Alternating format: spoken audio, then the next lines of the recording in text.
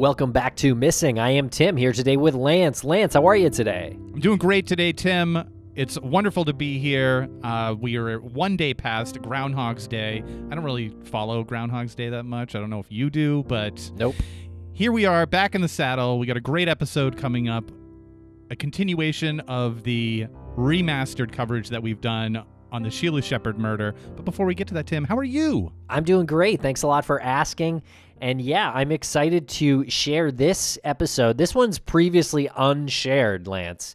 This is part 2 of our interview with the original investigator, or maybe one of the original investigators in Sheila Shepherd's unsolved murder from 1980 in Saratoga Springs. We speak with Tom Mitchell. He is now retired. And we also speak with Chris Callahan and Matt Wilson, who are currently the investigators on Sheila Shepherd's unsolved murder. The case file's right there in the middle of the table as we're speaking with the original investigator, Tom Mitchell, and we go over a number of points in this episode. We do, and I just want to give some credit to Tom Mitchell for walking into that little conference room. We had cameras, we had lights, we had audio equipment, we had the, like you mentioned, Wilson and Callahan there. We had the case file, and I don't know if he really understood what was about to happen, which was you and I, in a sense, grilling him and trying to find out more information about the murder.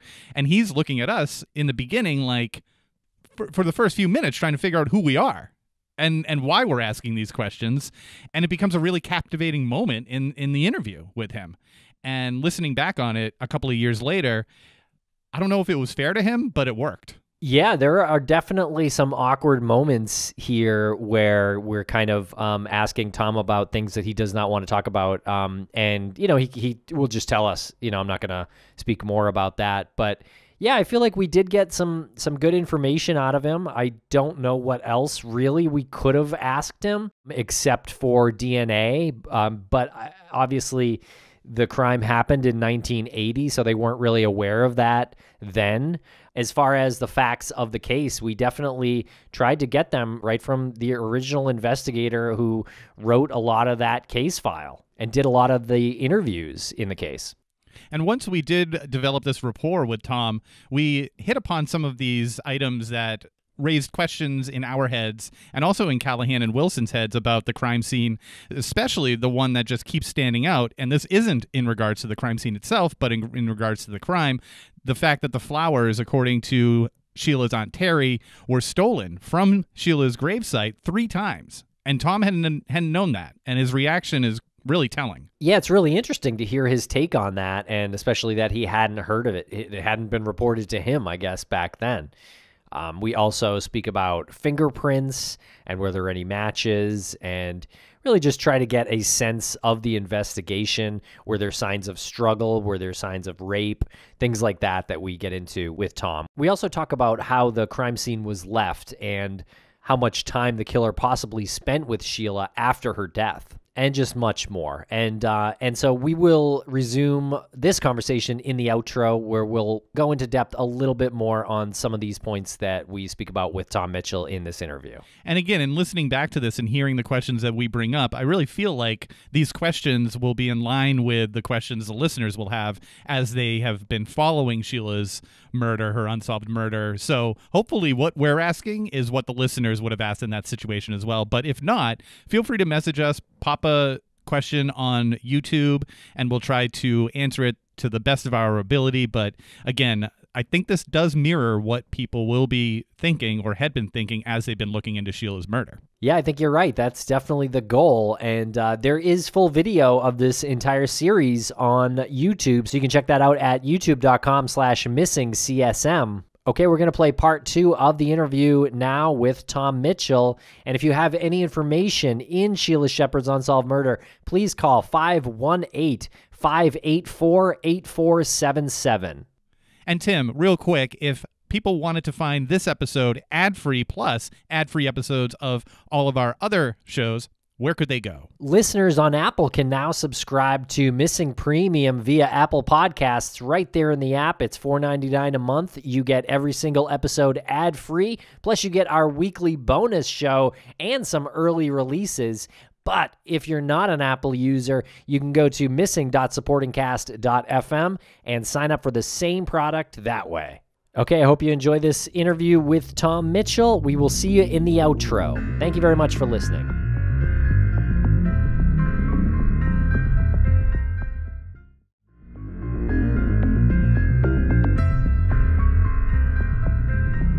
Right in the beginning of the episode, we're talking about the alphabet killer, or Joseph Nasso. In that particular case, we weren't able to, substantiate that there was an involvement there, but there were other like cases throughout the country that were explored. There were several within New York State that were, explored also, but nothing conclusive. And have you guys ever considered that? We got sent actually a reporter had sent us a thing about the alphabet killer and said, what about this? She got the SS initials. We read up on them, but again, there was nothing to point us towards that he was ever in Saratoga Springs. Not during that era. It just, it's one of those things where I'm sure that would make for a great story. Locally to say like, oh my God, this person's tied in. So, but yeah, nothing to point to that. We've looked at another. We're telling you another unsolved murder in Saratoga County. Yeah. Sat down with the investigator who's now working on that, but just the similarities aren't there to substantiate that it'd be this. It looks like a very unique standalone case, crime. Is it your opinion that this person could have done this murder and not done any other violent crimes afterwards or before? That's a strong possibility. That, like was mentioned, there's been some other unsolved homicides in the immediate area. One in particular that had some similarities, but there was violence in that one that didn't quite match up with the Shepherd matter.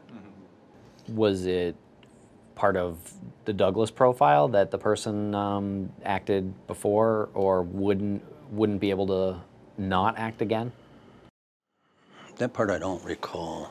I don't think that was considered one way or the other. What about fingerprints that were taken from the initial crime scene investigation? Did you ever get a full print? Was that ever matched? Prints were developed, but again, that's back when technology was significantly less than it is now. Now that it can be done automatically. Back then it had to be done by hand. You had to have a set of prints for a comparison. So unless you had a potential suspect who had been fingerprinted, you weren't going to get a match. And did you guys fingerprint some of the people you talked to? Not as a result of the investigation at that time.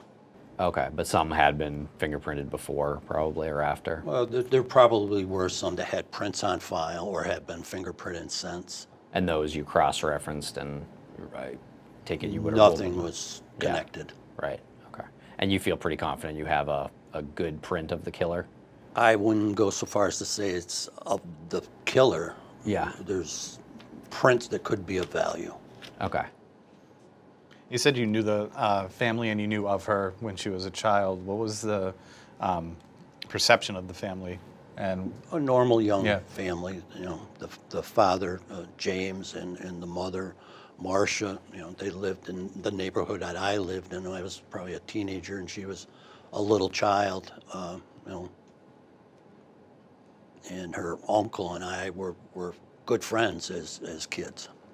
How closely did they work with you during the investigation? Very closely. There was a good relationship? Yes, it was. Okay. Did anyone tell you about the flowers being stolen from her grave? No. We were with Terry today, and she took us over to the gravesite, and she mentioned that she had put the flowers there, and like on Memorial Day, and then she said that for about a year, right? She said like 3 times within the first year that she had gone back to the Armstrong headstone and that the flower's been taken. I don't know of anything. Nothing like that was ever reported through my career while I was still working. Is that unusual to you? It's somewhat troubling that they would be missing, and do we know whether other graves had the same She said problem? no. She said that it was pretty much. These graves had flowers, and she came back, and it was the Armstrong one that was missing them. That's somewhat troubling. I don't have Yeah. a reason why that would happen. Yeah. That's actually the first time that she ever mentioned it to us, us. too. You know, Yeah. and probably a half dozen times talking with her now. And I just don't know if that triggered her memory being at the gravesite, but yeah, I'd never heard that from her either. It was probably insignificant too, right? The first year, and she kept saying, she said a couple of times, like our heads weren't on, they weren't thinking straight. Like, yeah, I'm sure. Yeah. In the first year, so they probably were like, oh, someone stole the flowers again, and didn't think to report it. I'm sure that can happen randomly, and Yeah, does. that's why, a better answer to that might be from the maintenance folks at that cemetery as to, there might be an explanation. Cemeteries have some strict rules nowadays. If they didn't meet their standards, they may very well. She kind of indicated that too. She said that they don't allow something about anything no artificial. no vinyl, no fake Yeah. flowers, but But I know personally, while I continued to be a police officer, I didn't see anything change at that gravesite. Yeah. Yeah, it's pretty far in the back of that cemetery. It is. Doesn't seem like a and, grave you'd stumble upon. Yeah, you'd have to know where it is. Yeah. If your purpose was to, cause some harm. Yeah, and you would have likely had to have been at the funeral or known the family well enough to know where the grave marker was, or or be intent on finding it. Right. Yeah. Because that's pretty populated cemetery. Yeah. And it is, like you say, it's in the far back area. How much snow was? I don't know if you remember, but was it a pretty bad winter that year, or? We had snow early that year because there was still snow on the ground when the crime occurred, but and it was very cold. But beyond that, I don't recall us having any unusual. I mean, winters were tougher then. Yeah. It seems. Do you ever look at the crime scene photos and just think that there's something there that you just haven't seen? I looked at them quite a few times Yeah. in the past 38 years, and I haven't seen anything that jumped out at me yet. The same thing with you guys. Do you ever look at them over and over and over and just? oh sure, yeah. You hope that something will jump Missing off the something page. I didn't see but, before. Yeah, not. Do you ever have like false hope moments where you think you see something and then? I'd say 100 times different. not so much just in the photos, but Yeah. false hope of a tip, a name, something, new call that's come in, and then obviously at this point it's nothing that's been enough to make an arrest. But especially going through the case the first time when I first started going through it, there's all sorts of things that jump off the page, like, well, here's this has got to be, and then like, oh, this is a good one over here also. It's definitely doesn't read or like a book where it's like, this is a cut and dry, this is what happened, this is who did it. It's Different for us too, because we weren't at the crime scene, so we're seeing thumbnail, pictures of different in black and white as well, and there's some color ones in there, but we're only seeing a little snippet of a scene, and you don't know what's to the right, to the left, what the context is.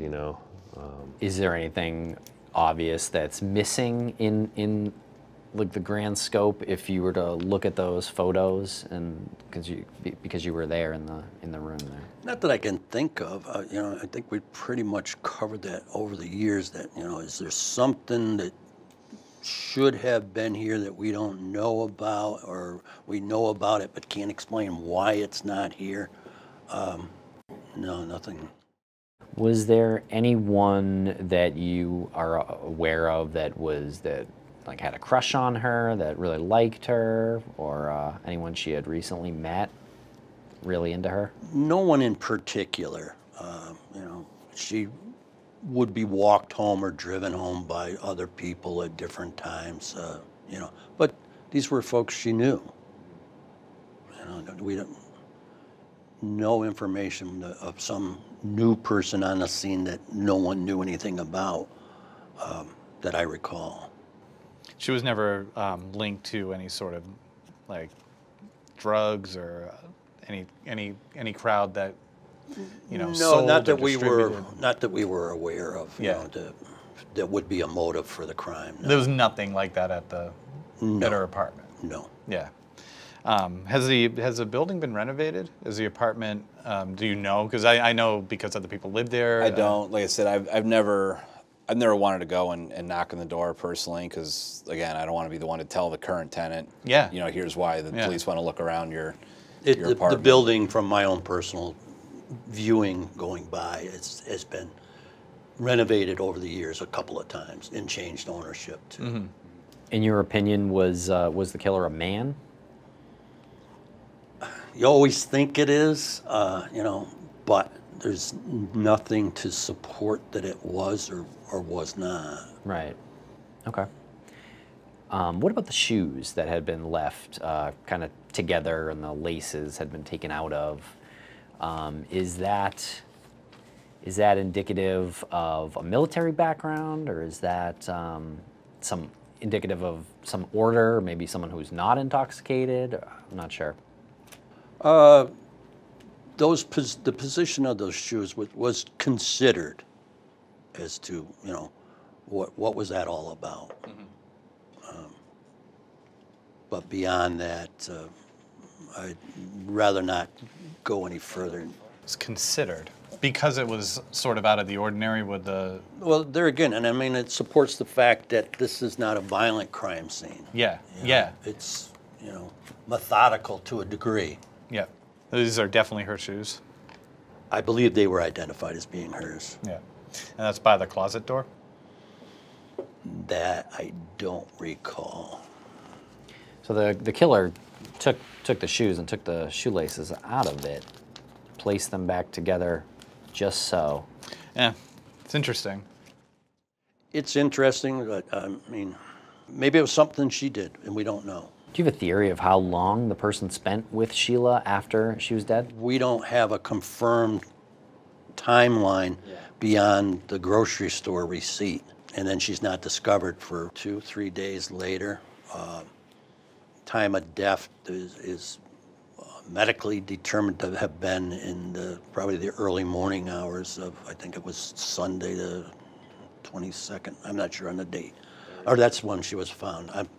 It was determined that it was within X number of hours, Saturday into Sunday, I believe. With the window being left open, do you know how many people knew about Sheila leaving that window open?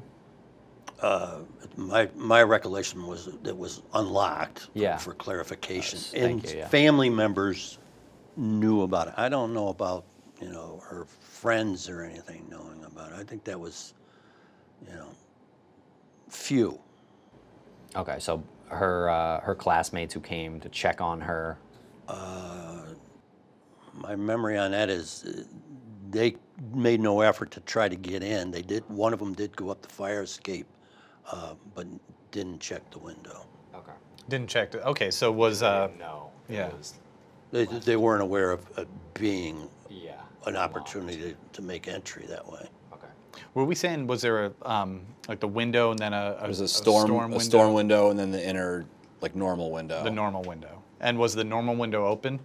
No, I thought it was Everything the was all shut? opposite. I thought it was that the storm window is up, the regular paned glass window is down. Yeah. Unlocked but closed. And you said it was like unseasonably cold. It was really cold. Well, it was November. Yeah. Some Novembers are warm and others are cold. This was, at that particular time frame, was colder than the norm.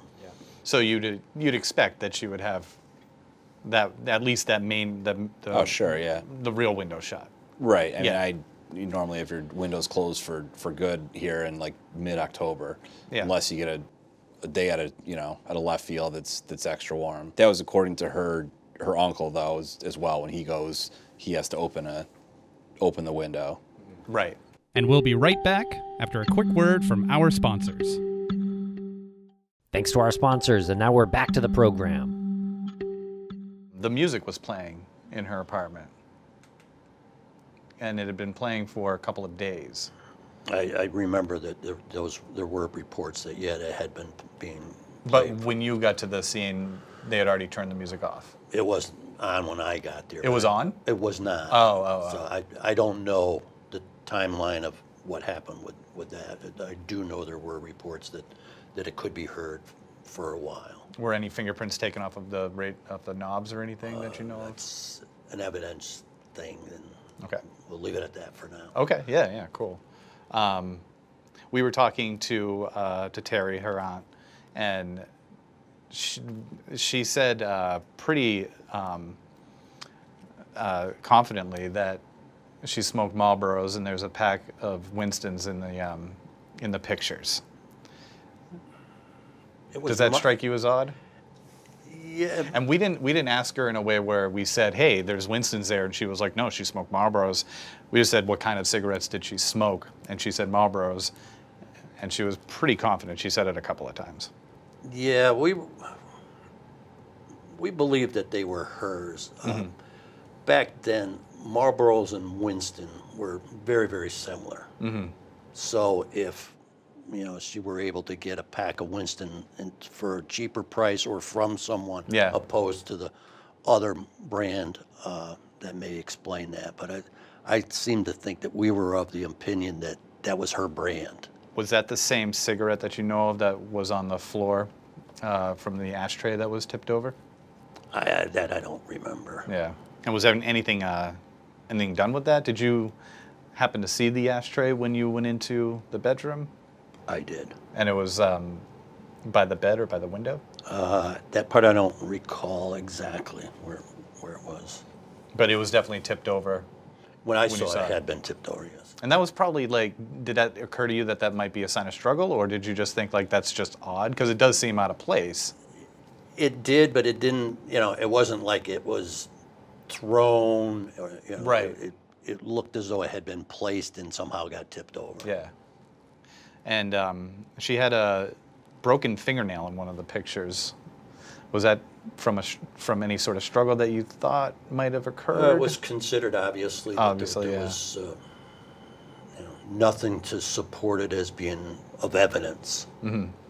Nothing found underneath her fingernails. Yeah. Right. Did you think that she had died and then she was tied up? That's was considered based on the fact that there's no evidence of a struggle. It pauses question as to, why would she be tied up if she were able to prevent it? Yeah.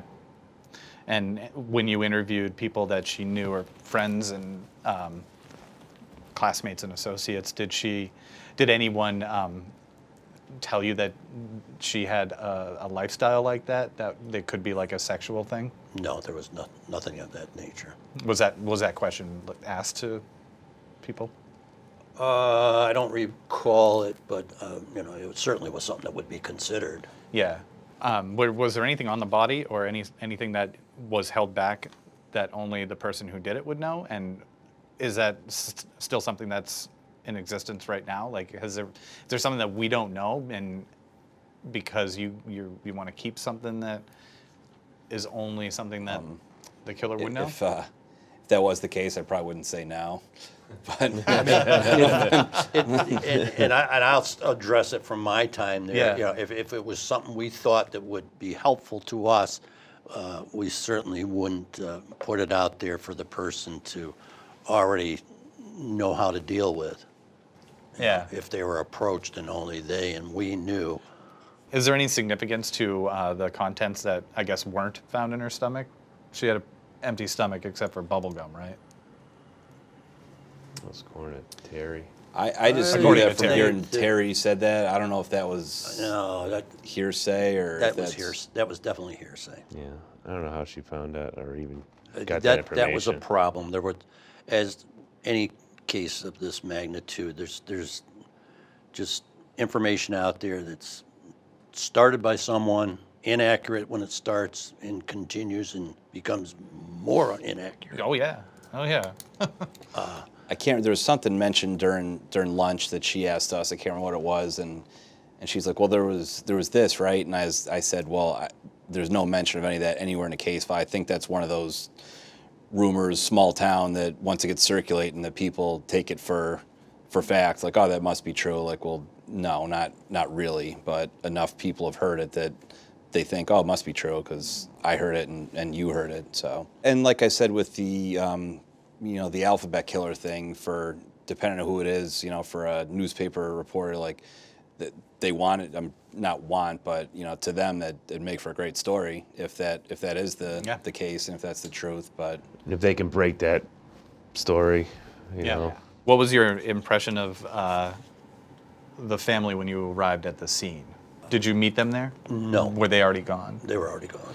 Okay. Did you talk to her uncle? I did at some point, but I'm not sure exactly my first contact with him when that was. Was he ever officially questioned as a person of interest because he was the first person to discover the body? He was, he was questioned regarding his findings. Yeah. He was accompanied by his sister-in-law and his wife, I believe. But beyond that, that's still there.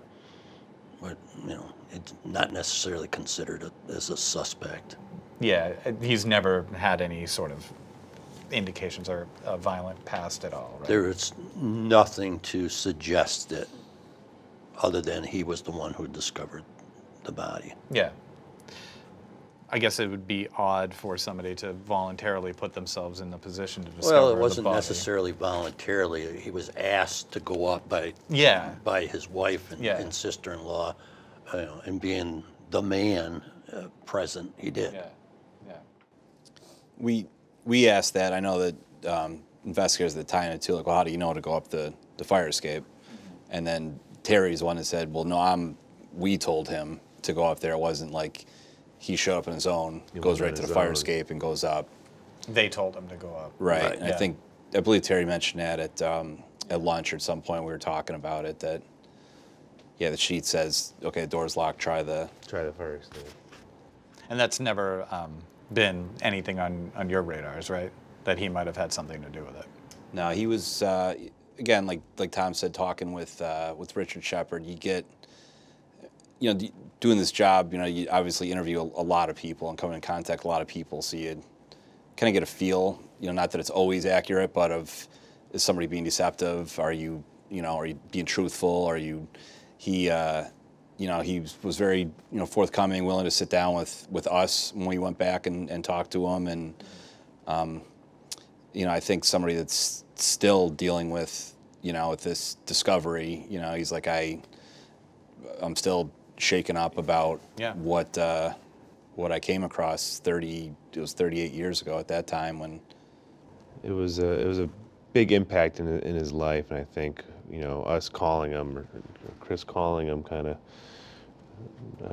jarred some old memories that he hadn't probably thought of in a while. And he said, he's like, I didn't sleep the night before, that night afterwards. I couldn't, start thinking about it again. So I mean, it was a big thing for him. How long had it been since anyone had talked to him about it? Oh, geez. That I don't know.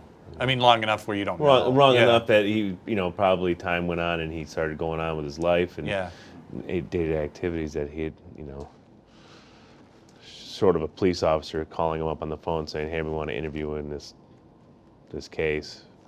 We weren't the first investigators to take a fresh look back at. I know other investigators have since Tom was in the case and the original detectives. I don't know if if anyone else had gotten to the point where they'd contacted him or done an interview. So that may have been the first time that he'd talked about it since then, 1980.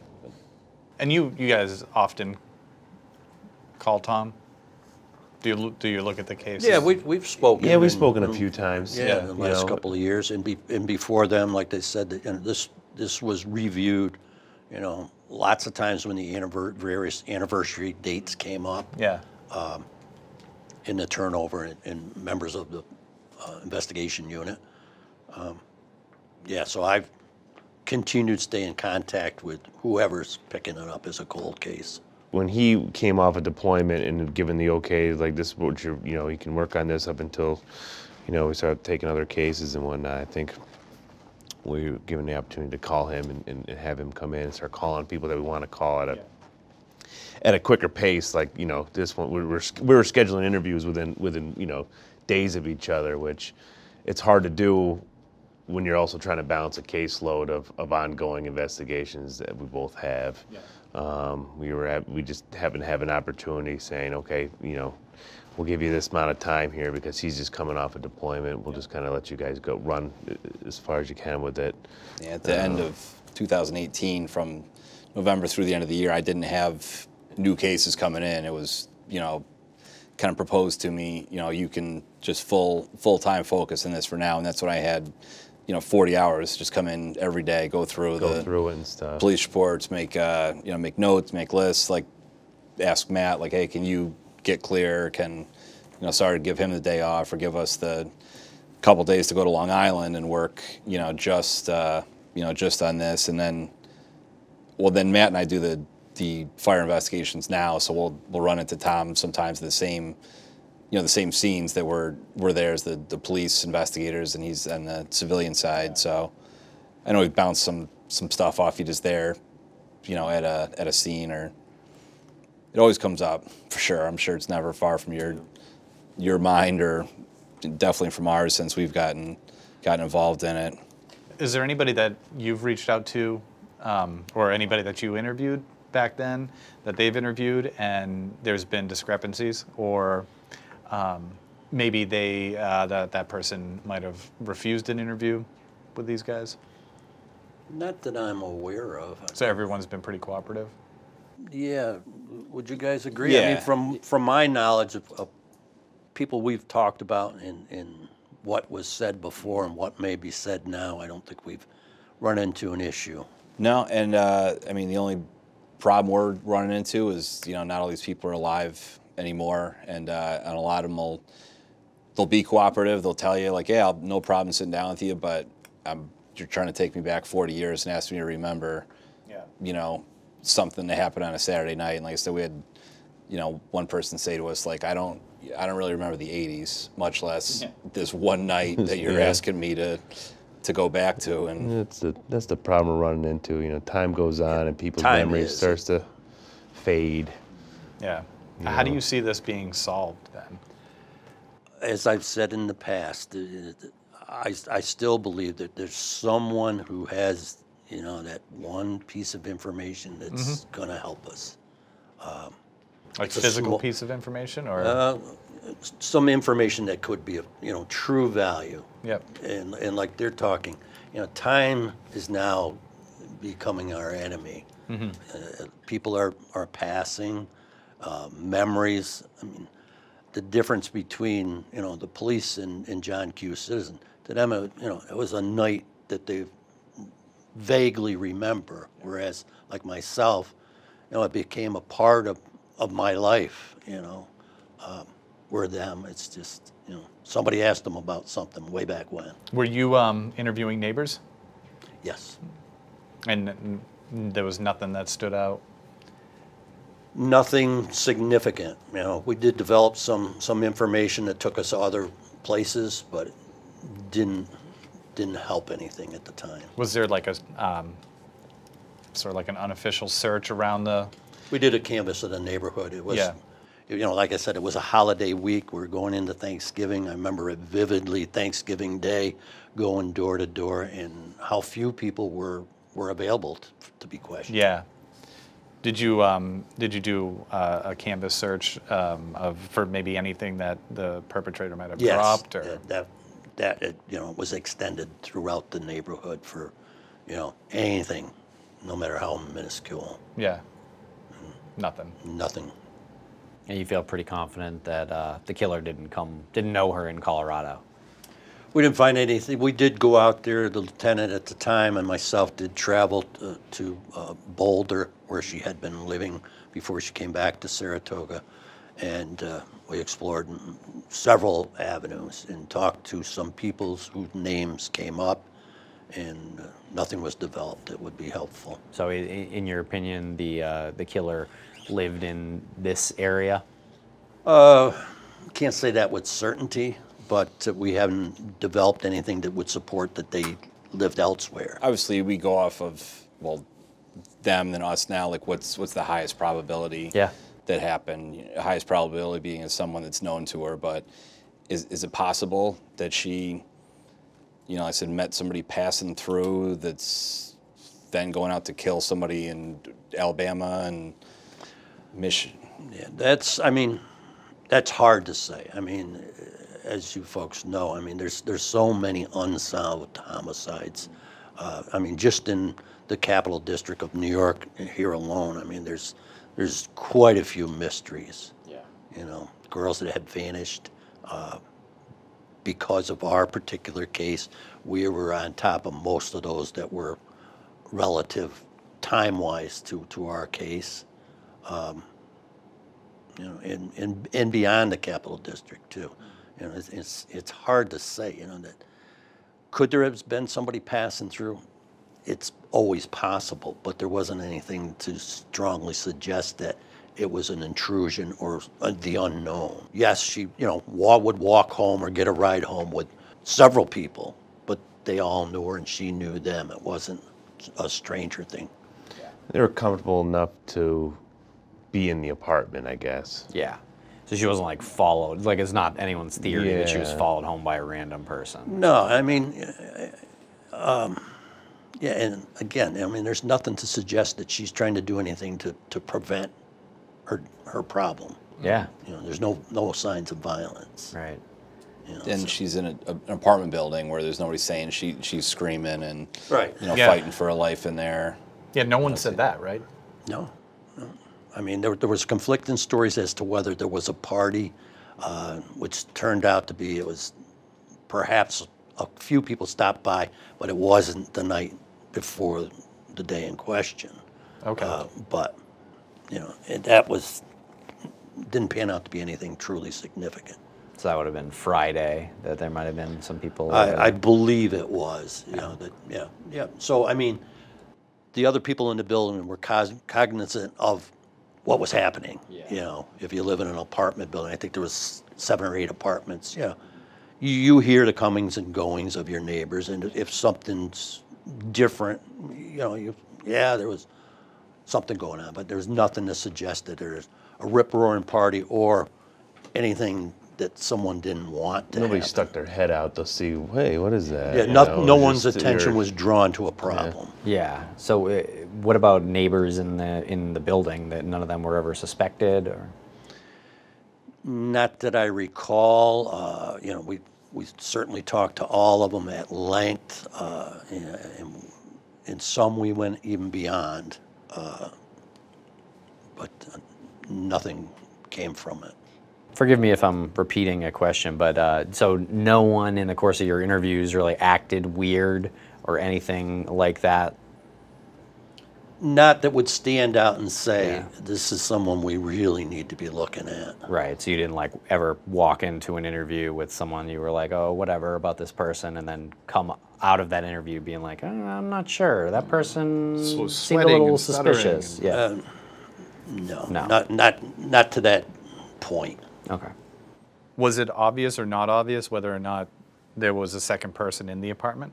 Meaning, were there like 2 spots at the table that looked like people had been sitting down at or something?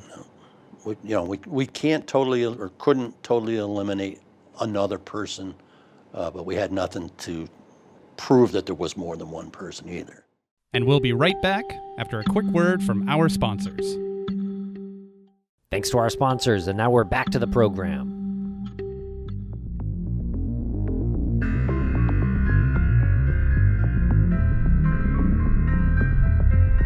All right, Lance, that was part 2 of the interview with original investigator Tom Mitchell. How'd you think it went? I thought it went really well, and again, I just want to give him credit for walking into that situation and answering those questions to the best of his ability. This is something that happened 40 years ago, and while he was an investigator on that murder, a lot's happened in the meantime, so he's really trying to bring everything back to the front of his memory and recall details that he's probably filed away at some point. But there are some highlights in there. Really were some highlights in there. We had mentioned the flowers. Aunt Terry saying that in the first year they've been stolen 3 times, and Tom had never heard that. And his answer of somewhat troubling is, again, we said in the beginning, it's pretty telling. It really raises a red flag on that. I hope that maybe he did as much as he could after the interview to find out more about that, like going to Sheila's grave, understanding the location of it being all the way in the back. And this wasn't something that was out front with a huge headstone and ornaments. It was a plate in the ground. So I'm just hoping that that's something that he might have followed up on. Yeah, I wouldn't doubt it, or possibly investigators Callahan and Wilson. It did sound like they wanted to speak with a maintenance person at the cemetery to find out if this was a common occurrence where flowers and things like that would get taken off, or was there any reason they would get taken off. So before they consider it truly suspicious, I think they need to find that out, which is just, I think, good detective work. Absolutely. And I love the fact that he's answering in the way a detective would answer. Instead of saying, that's weird, he says, that's somewhat troubling. And he says that for answers that he doesn't have as well. He'll say, not to my recollection, or I'm not in a position to answer that. That's hearsay. There's never like a definitive yes or no, or here's my actual opinion, which, despite the fact that we were talking about a tragic murder, was sort of exhilarating in the moment when you realized you're actually speaking with an investigator asking him questions, which is pretty uncommon. Yeah, and he does say, I don't have a reason that would happen, meaning the flowers being taken off the grave. So definitely an interesting thing. Although he says personally when he was on duty, an investigator for Saratoga Springs Police Department, he never saw anything change at that grave site. So there were some discrepancies between Terry's recollection and the case file.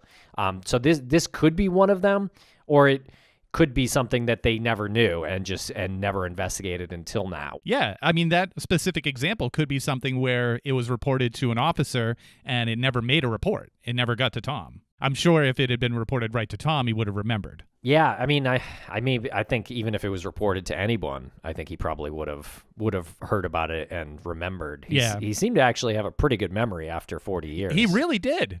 As he's sitting there trying to keep up with the questions, not knowing, because we didn't prepare him for what the questions were. So all that considered, he had a really great memory of what happened and the investigation. And so apparently there's nobody new. The quote that Tom said was, no new person on the scene that we were aware of. So again, sort of reiterates the idea that this was someone that Sheila knew. And we even go into Sheila's time in Colorado a little bit.